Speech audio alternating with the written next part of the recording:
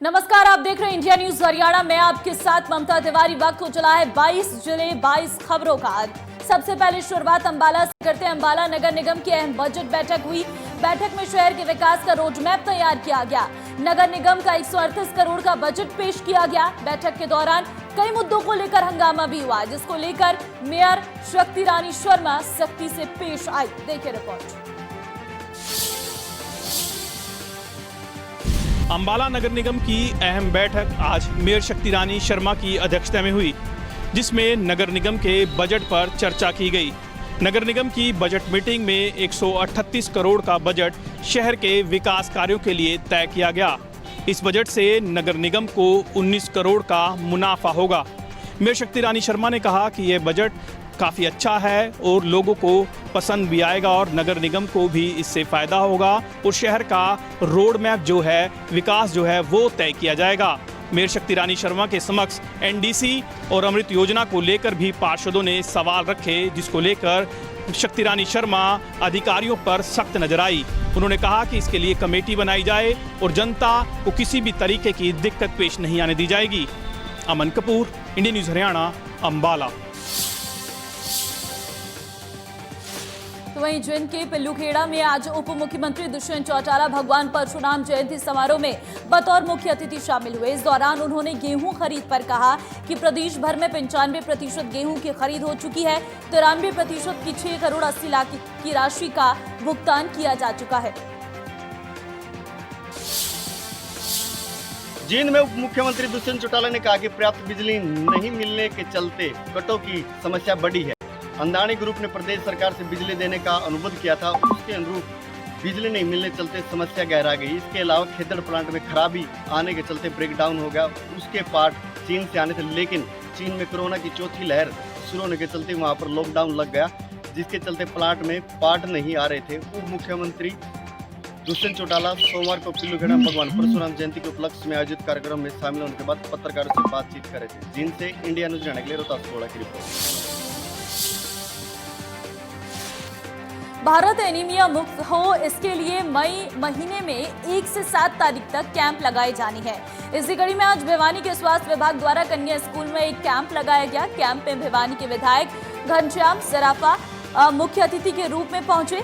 उन्होंने कहा कि देश के प्रधानमंत्री और हरियाणा के मुख्यमंत्री चाहते हैं कि बेटियों में खून की कमी ना हो, इसके लिए स्वास्थ्य विभाग द्वारा कैंप लगाए जा रहे हैं। देखिए रिपोर्ट। अक्सर महिलाओं में रक्त की कमी के चलते अनेक महिलाएं अकाल मौत का शिकार बन जाती हैं।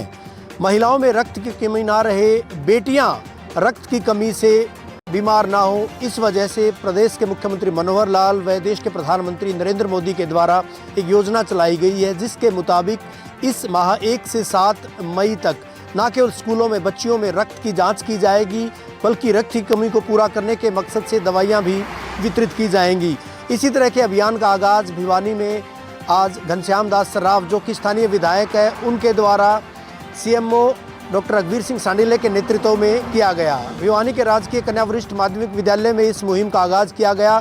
बेटियों के न केवल रक्त की जांच की गई, बल्कि रक्त अल्पता की शिकार बेटियों को दवाएं भी वितरित की गई। साथ ही अच्छा पोषाहार लिए जाने की सलाह भी दी गई। आपको बता दें कि पूरे प्रदेश में इस तरह की मुहिम चलाई गई है और बेटियों में रक्त की कमी को पूरा करने के मकसद से उनकी न केवल जांच की जा रही है, बल्कि दवाएं भी दी जा रही हैं। भिवानी से वीडियो जर्नलिस्ट सुमित अवस्थी के साथ रवि जांगड़ा, इंडिया न्यूज हरियाणा। चरखी दादरी में हरियाणा के पूर्व शिक्षा मंत्री रामविलास शर्मा ने आम आदमी पार्टी और कांग्रेस पर जमकर जुबानी हमला बोला। उन्होंने आप पर निशाना साधते हुए कहा कि पंजाब और हरियाणा की स्थिति में काफी फर्क है। हरियाणा में आम आदमी पार्टी कोई भ्रम न पाले। देखिए रिपोर्ट। पूर्व शिक्षा मंत्री प्रोफेसर रामविलास शर्मा ने कहा है कि आम आदमी पार्टी हरियाणा में सरकार बनाने का भ्रम ना पाले। पंजाब व हरियाणा की राजनीति में उन्होंने दिन रात का अंतर बताते हुए कहा कि आम आदमी पार्टी हरियाणा में सरकार बनाने के सपने को छोड़ दे। चरखी दादरी में स्वर्गीय निहाल सिंह तक्षक की जयंती के मौके पर आयोजित एक कार्यक्रम में बोलते हुए प्रोफेसर रामविलास शर्मा ने कहा कि स्वर्गीय निहाल सिंह तक्षक ने न केवल हरियाणा बल्कि पंजाब में भी शिक्षा की अलग जगाई थी। इस मौके पर कई लोगों को सम्मानित भी किया गया। राजनीतिक सवालों के जवाब में प्रोफेसर रामविलास शर्मा ने कहा कि जिस तरह से पंजाब में आम आदमी पार्टी की सरकार बनी है तो आम आदमी पार्टी के नेता हरियाणा में भी इस बात का भ्रम पाले हुए हैं, लेकिन हरियाणा में पंजाब की राजनीति में दिन रात का अंतर है। उन्होंने कहा कि कांग्रेस 70 साल पुरानी पार्टी है लेकिन एक अध्यक्ष तक का चुनाव तरीके से नहीं कर पाई है। उन्होंने कहा कि कांग्रेस की ना तो नीति है ना ही नीयत है। हरियाणा में आम आदमी पार्टी व कांग्रेस का कोई वजूद नहीं है और आने वाले 15 सालों तक हरियाणा में बीजेपी शासन करेगी, ऐसा प्रोफेसर रामविलास शर्मा का दावा था। चरखी दादरी से हो गया लहरी में वीडियो जर्नलिस्ट सुमित अवस्थी के साथ रवि जांगड़ा, इंडिया न्यूज हरियाणा।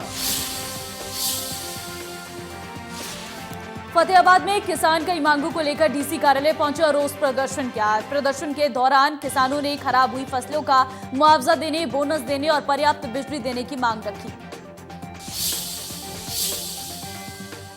फतेहाबाद में आज किसान संगठनों के द्वारा जिला प्रशासन को मुख्यमंत्री के नाम मांग पत्र सौंपा गया। किसानों का कहना था कि बार बार बिजली के कट लगाए जा रहे हैं, जिसके चलते उनकी फसल की बुआई प्रभावित हो रही है। इसलिए सरकार को चाहिए कि उन्हें पूरी बिजली मुहैया करवाए। वहीं किसानों के द्वारा मांग रखी गई कि जो फसल गेहूं की जल चुकी है उसका बीमा कंपनी मुआवजा दे, क्योंकि वह बीमा क्लेम भर रहे हैं लेकिन बीमा कंपनी गेहूं में आग लगने के मामले में मुआवजा नहीं दे रही और पीछे भाग रही है।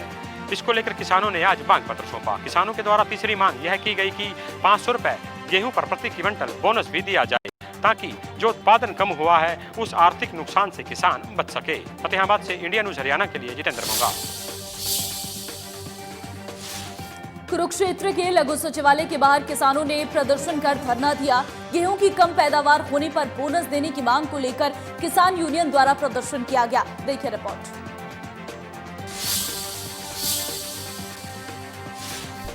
धर्मनगरी कुरुक्षेत्र में अपनी मांगों को लेकर किसान एक बार फिर एकत्रित हुए व लघु सचिवालय पर धरना व जोरदार प्रदर्शन किया।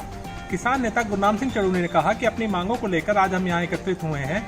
उन्होंने आगजनी से होने वाले नुकसान की भरपाई, गेहूं पर 500 रुपए प्रति क्विंटल बोनस व बिजली कनेक्शन औपचारिकताएं हटाने की मांग की। अन्यथा भविष्य में बैठक कर आगामी रणनीति बनाने की चेतावनी दी है।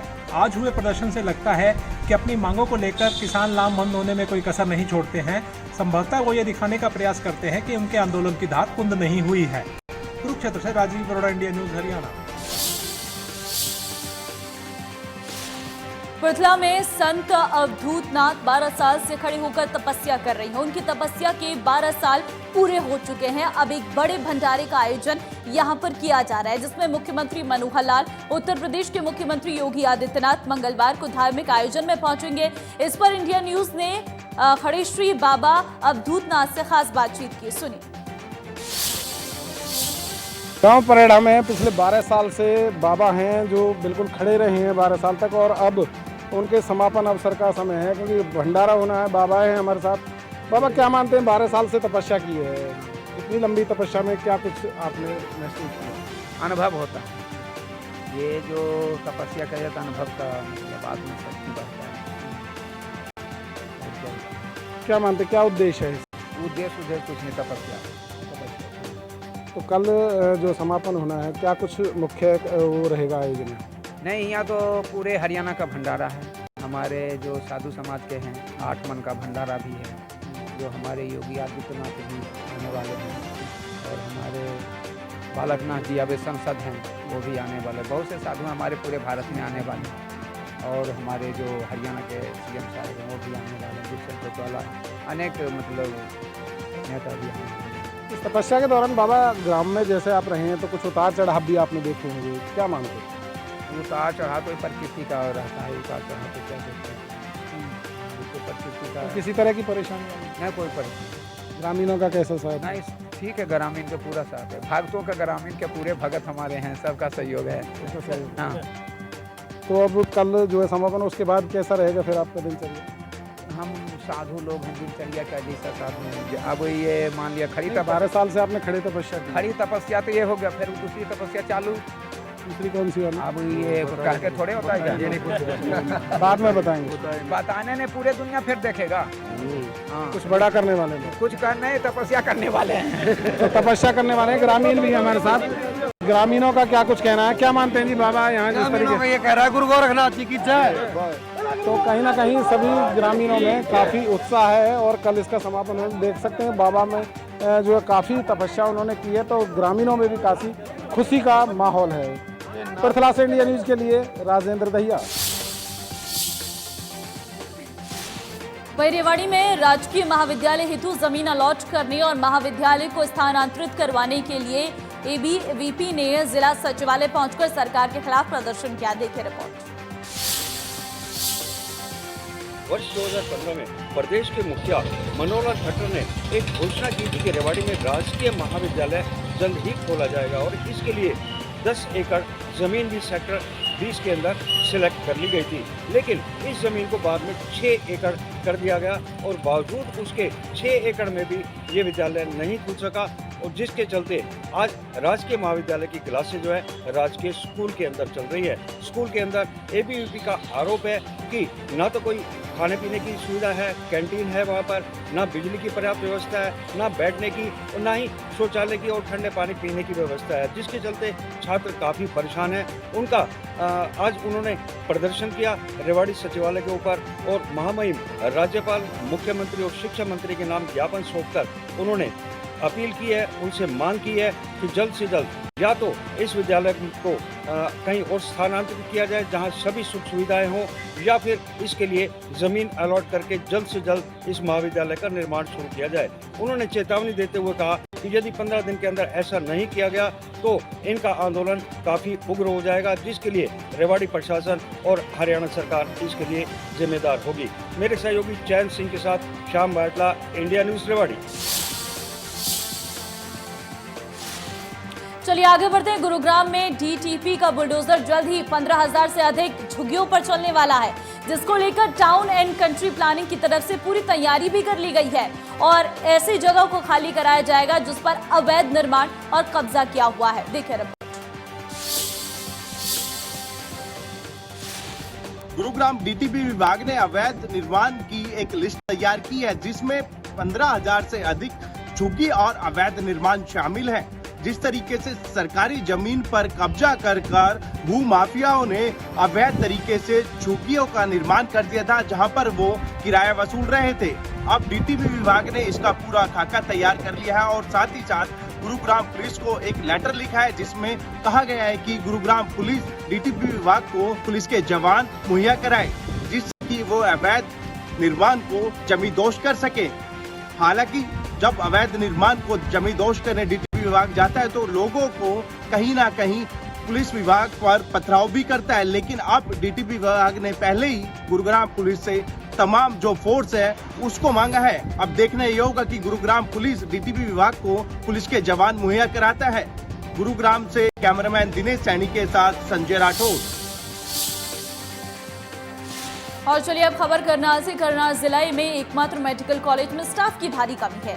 अस्पताल में आए मरीजों को कहना है कि कल्पना चावला मेडिकल कॉलेज भले ही करोड़ों रुपए की लागत से बना है, लेकिन प्रबंधक की लापरवाही के चलते जनता को इसका लाभ नहीं मिल पा रहा। जिले का एकमात्र मेडिकल कॉलेज अव्यवस्थाओं के चलते बदहाल स्थिति में जा रहा है। कल्पना चावला मेडिकल कॉलेज में बीते 6 महीनों से रेडियोलॉजिस्ट की पोस्ट खाली है। ऐसे में यहाँ एक्सरे करवाने आए मरीजों को काफ़ी दिक्कतों का सामना करना पड़ता है। एक्सरे रिपोर्ट्स बाहर बिखरी पड़ी होती हैं, कई बार फर्श पर भी एक्सरे रिपोर्ट देखी जा रही हैं। ऐसे में मरीजों को खुद ही यहाँ अपने एक्सरे तलाशने पड़ते हैं। मरीज खंगालते रहते हैं और सबसे ज़्यादा दिक्कत उन मरीजों को होती है जो अनपढ़ हैं, क्योंकि वो अपना नाम भी नहीं पढ़ पाते। ऐसे में करोड़ों रुपए की लागत से बना ये मेडिकल कॉलेज अपनी व्यवस्था के कारण अब बदहाल स्थिति में जा रहा है। करनाल से महेंद्र सिंह, हरियाणा। किसान आंदोलन के दौरान किसानों पर दर्ज हुए मुकदमे वापस लेने के फैसले के बाद भी किसानों से मुकदमे वापस नहीं होने से किसानों में नाराजगी है। सिरसा में नाराज किसानों ने भगत सिंह स्टेडियम में किसान महापंचायत का आयोजन किया, जिसमें सैकड़ों की संख्या में किसानों ने हिस्सा लिया और चेतावनी देते हुए कहा कि जल्द सरकार किसानों से दर्ज मुकदमे वापस ले। केस वापस नहीं होने पर किसान फिर से आंदोलन करने पर मजबूर होंगे।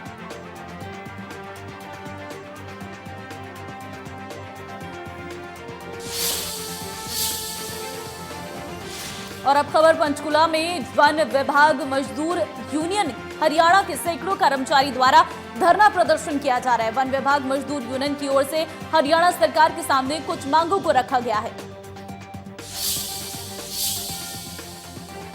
हरियाणा की घोषित राजधानी पंचकुला के अंदर आए ना आए दिन कोई ना कोई सरकारी कर्मचारी संगठन की ओर से धरना प्रदर्शन किए जाते हैं, लेकिन इस समय पंचकुला सेक्टर 5 के अंदर हरियाणा मजदूर यूनियन की ओर से, जो वन विभाग मजदूर यूनियन हरियाणा है, इनके कर्मचारियों की ओर से धरना दिया जा रहा है। ये कर्मचारी पिछले करीब 3 दिनों से यहाँ पर आने की प्लानिंग में जुटे हुए थे, जिसके चलते अब सोमवार को यहाँ पर धरना प्रदर्शन किया जा रहा है। लेकिन जैसे ही यहाँ पर कर्मचारियों की संख्या में बढ़ोतरी हुई, उनकी संख्या करीब 500 के आसपास पहुंची, तो हरियाणा सरकार के कई अधिकारी यहाँ पर पहुंचे। उसके साथ साथ पंचकुला पुलिस के अधिकारी पहुंचे, जो इन कर्मचारियों को अपने साथ लेकर सरकार के पदाधिकारियों से मीटिंग करवाने के लिए गए हैं, ताकि इनकी मांगों पर कोई ना कोई कार्रवाई हो सके। अगर हम यूनियन की बात करें तो यूनियन की ओर से साफ तौर पर कहा जा रहा है कि उनकी यूनियन में कई ऐसी प्रथाएं हैं जिनका वो काफ़ी समय से विरोध करते आ रहे हैं, जिन्हें हटाया जाना चाहिए, जिसमें सबसे मेन रोल पर ठेकेदारी प्रथा को बंद करने की बात इन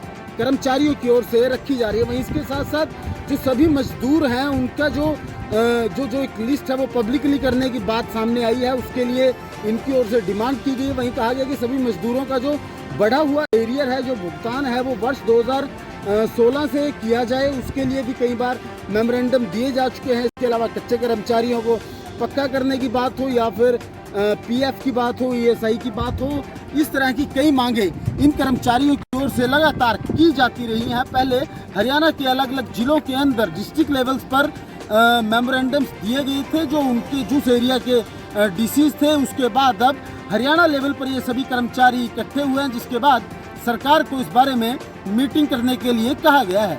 कैमरामैन कपिल नागपाल के साथ अमित शर्मा, इंडिया न्यूज हरियाणा। और अब खबर सोहना से, जहां सोहना के अभयपुर गांव के सीनियर सेकेंडरी स्कूल में उस समय छात्र छात्राओं में चीख पुकार मच गई, जब वहां स्कूल में घुसकर कुछ नकाबपोश युवकों ने लाठी डंडों से छात्राओं को पीटना शुरू कर दिया। हमले में कई छात्राएं घायल हुई हैं। जानकारी मिलते ही पुलिस मौके पर पहुंची, लेकिन मौका पाते ही नकाबपोश बदमाश फरार हो गया। हालांकि मामले में आरोपियों की पहचान हो चुकी है। पुलिस ने मामले में 3 नामजद के खिलाफ और साथ ही साथ 20 से अधिक युवकों के खिलाफ मुकदमा दर्ज किया है।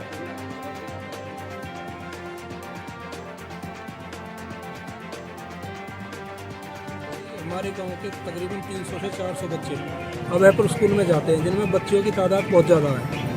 वहाँ कुछ शरारती तत्व आए, स्कूल में आज क्लास लगी हुई थी, शरारती तत्व आए, उन्होंने जिनके हाथ में लाठी डंडे सरिये वगैरह सारे थे, और बिगैर कोई किसी भी बात के उन्होंने मारधाड़ शुरू कर दी वहाँ पर। इस तरह का माहौल बन गया, अफरा तफरी मच गई कि लड़कियाँ डेस्कों में लगी हैं, किसी के पैर में चोट आई है, किसी के हाथ में चोट आई है। मतलब इतनी घबरा चुकी हैं कि वहाँ जाने के लिए बिल्कुल मना कर रही है। ये है कि हमारे बच्चे अभयपुर स्कूल में पढ़ते हैं, 9 से 12 पढ़ते हैं, और आए दिन अभयपुर गांव से बच्चे इनके साथ बदतमीजी करें, हमारे बच्चों के साथ, लड़कियों के साथ। और आज तो इतनी बड़ी हद हो गई है कि कम से कम 10-15 लड़के, 20-25 लड़के, 3-4 लड़के अंदर घुसे हैं, जिनके हाथ में सोटा सरिया लेके बस में आके सब पे लठ बरसा दिए, जिसको लेकर हमारे बच्चों को बहुत चोट लगी है।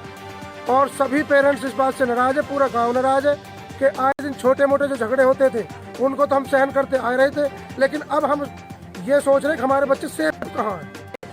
हमारे टीचर पढ़ा रहे थे तो कुछ बच्चे, 3 बच्चे थे, वो पीछे से आए हैं, लठ थे उनके हाथों में, पीछे से आके कुछ के गए हैं बच्चों के, और बच्चे भागे हैं, सब बच्चे गिर रहे हैं, लड़ रहे हैं आपस में, वो मार रहे हैं उनको और भाग गए। फिर दरवाजे बंद था, उन्होंने लाठी मारी है, फिर ताला तोड़ के फिर वो अंदर आए। वहीं कैथल के जिले पुंजरी थाना में हैरान कर देने वाला रेप का केस दर्ज हुआ है। दर्ज केस में 25 वर्षीय युवती का आरोप है कि गांव बालू के कुरदेव ने घर में घुसकर उसके साथ रेप किया, जान से मारने की धमकी दी। दरअसल युवती के नाम से थाने में रेप की शिकायत पहुंची थी। पुलिस ने बिना तथ्यों के आधार पर और जांच पर के ही आनन फानन में केस दर्ज कर दिया। कैथल पुलिस की कार्यशैली पर कैथल में एक बार फिर सवाल खड़े हो चुके हैं, क्योंकि एक चिट्ठी के द्वारा, एक डाक भेजने के द्वारा अननोन महिला ने एक डाक भेजी और एक आरटीआई एक्टिविस्ट पर आरोप जड़ दिए कि इसने मेरे साथ रेप किया है। तो बिना बेनाम चिट्ठी के उस पर कैथल पुलिस ने बलात्कार का मामला दर्ज कर दिया है। एक बड़ा मामला ये कैथल से सामने आया है कि बेनाम चिट्ठी के ऊपर ही बिना जांच किए, बिना बुलाए, बिना बात किए सीधा रेप का मामला दर्ज कर दिया, एफआईआर दर्ज कर दी गई है। जब पीड़िता को से पूछताछ की गई तो पीड़िता ने बताया कि मैं इसको नहीं जानती हूं, और पुलिस की एक बड़ी लापरवाही भी इसे कहा जाएगा जब बिना बेनाम चिट्ठी के ऊपर ही पुलिस ने जांच नहीं की।